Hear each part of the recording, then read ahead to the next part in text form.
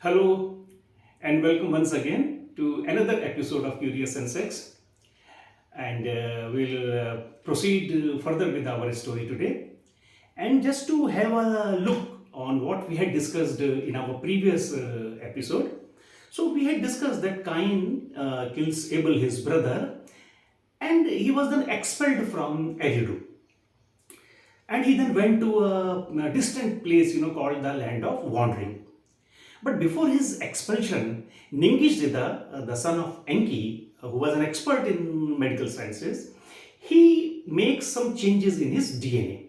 And because of those changes, Cain will not be able to, grow facial hair. That is, no mustache, no beard, and this will continue with his further generations also. So this was sort of a permanent punishment which Anunnaki had given to Cain for killing his brother.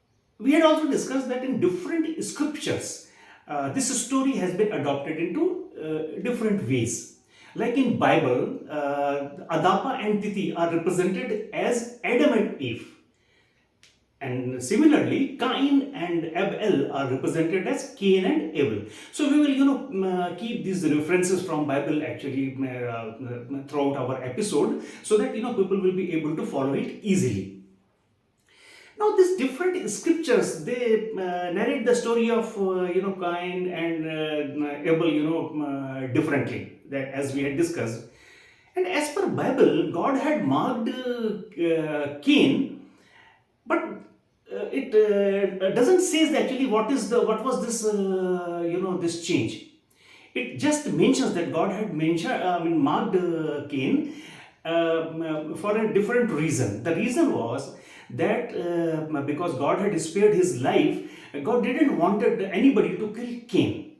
And once, it was feared that when Cain will be moving out of Eridu, will be going to this land of wandering, and he will different people will encounter him. They will kill Cain and his offsprings, because they know that God has abandoned Cain.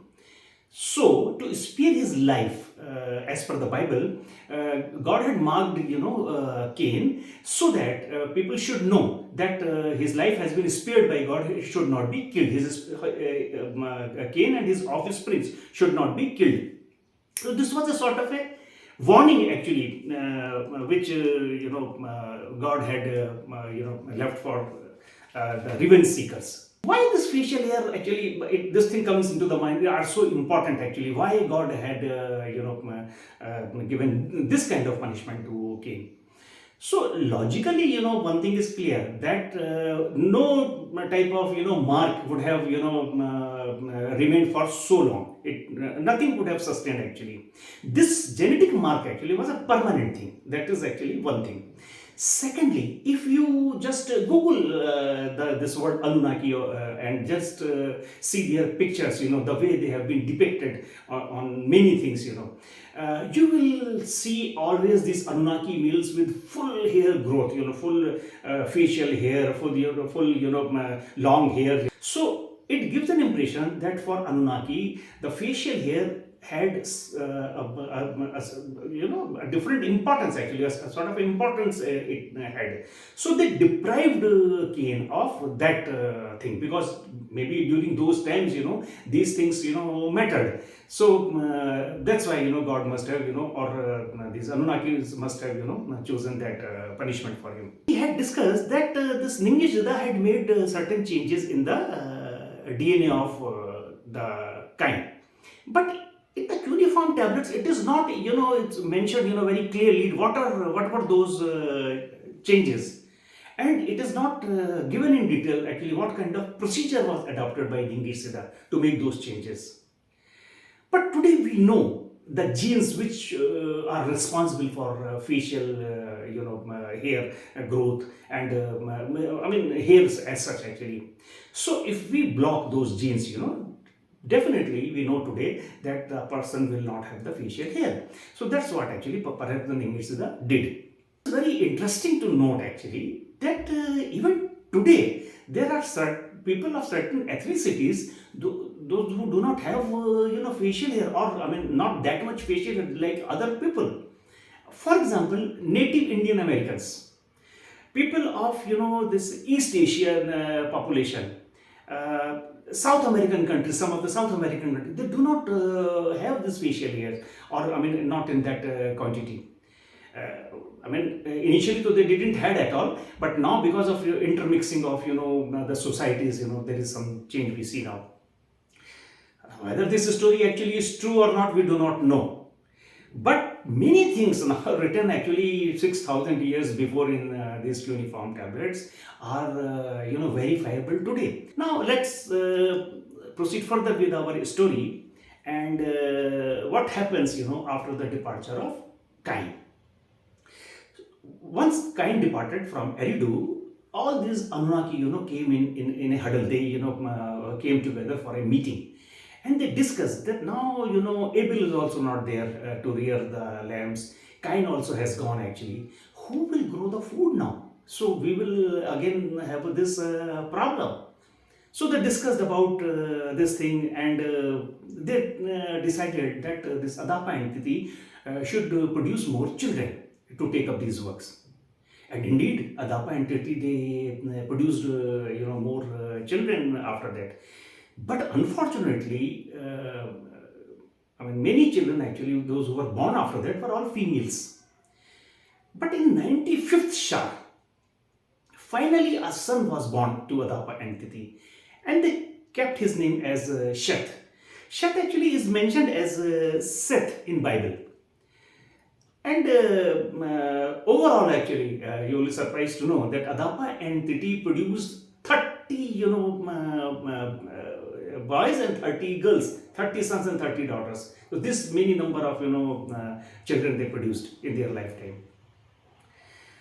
One thing actually is also there that during those times, the lifespans of those early humans were very long. We will discuss about it actually separately in some episode about their life spans. They were quite high, not actually as equivalent to this Anunnaki, but comparing modern humans of today, those early humans had a very long lifetime. After that, all for those kids, those who were born for this Adapa and Titi, some became tillers of the land, some became shepherd, and they took up their respective jobs. In the 97th Shah, Seth to a boy named Enoch from his wife Azura. And Enoch grew up, and when he grew up, then Adapa actually taught him about the numbers and writing systems, all those things. And he also told Enoch about Anunnaki, their history actually. Sons of Enlil, that is this Nannar and Ishkur, they took this Enoch with him, and they took him to Nibruki, the center where they kept their advanced tablets and all those things. No? So they took Enoch with him to Nibruki, and they told him about the secrets of Anunnaki.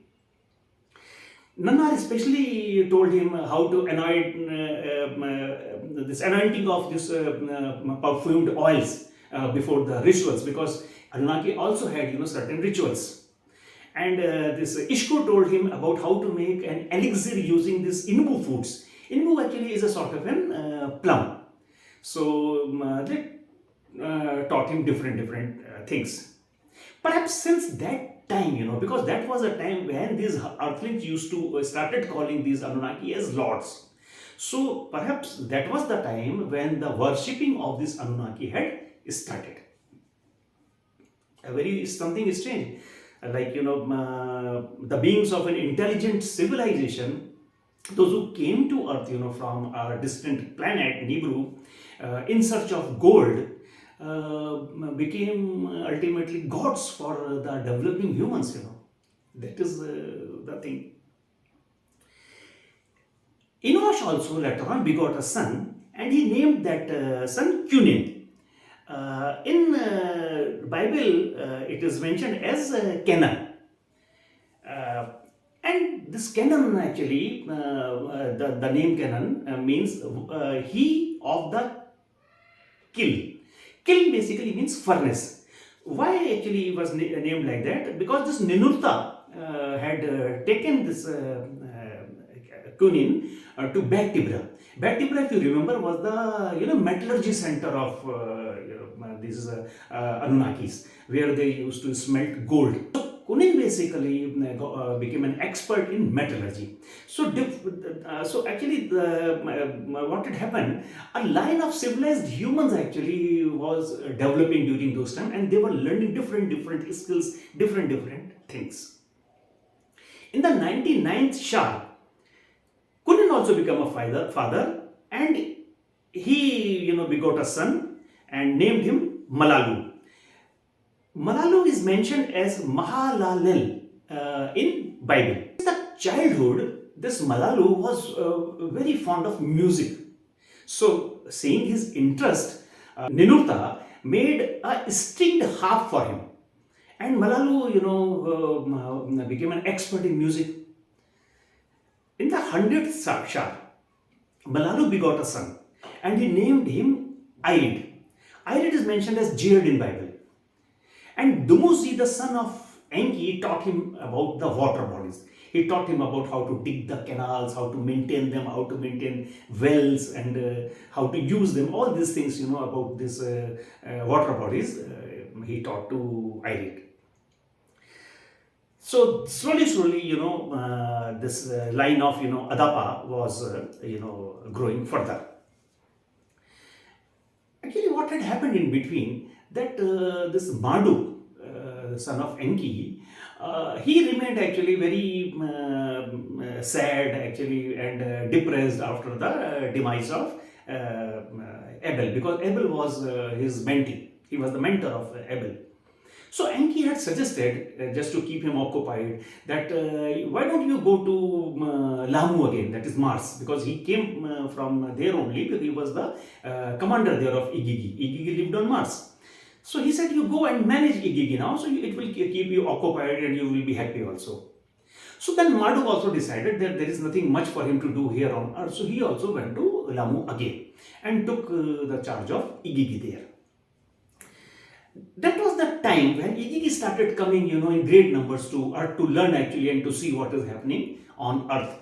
So, because many things were happening here on Earth, in those days. So they started coming, because that is what actually Marduk also wanted. In the 102nd Shah, Irid also became a father, and he got a son, Enkime. This son is mentioned as Enoch in Bible, and this is a very important figure of Bible actually, and of this story also. Enkime or Enoch was exceedingly wise and intelligent, and he learned the mathematics very quickly. And by nature, he was very curious to know about many things, like for universe and its celestial bodies. So Lord Enki took a special interest in him, and he taught him many, intricate things about the universe and its secrets. And after gaining so much knowledge, Enkime was eager to explore the heavens. He wanted to explore the heavens. So Enki asked Marduk to fulfill his desire. And he said that, why don't you take Enkime, to show him, this universe in a better way from some celestial body. So Marduk took Enkime with him in his spacecraft to the nearest celestial body of Earth, that was Moon. So Enkime or Enoch was the second earthling after Adapa who undertook space travel. So we will discuss about this character Enkime or Enoch in our next episode in detail, and we will see many more new developments which happens in this story further. And one thing actually I just want to tell you, that Enkime or this Enoch was the only person among these earthlings who didn't die on Earth. We will discuss about it in our next episode. So till then, please take a very good care of yourself. Keep watching, subscribing and liking the channel, and we shall be seeing you soon. Till then, thank you so much for watching. Bye bye.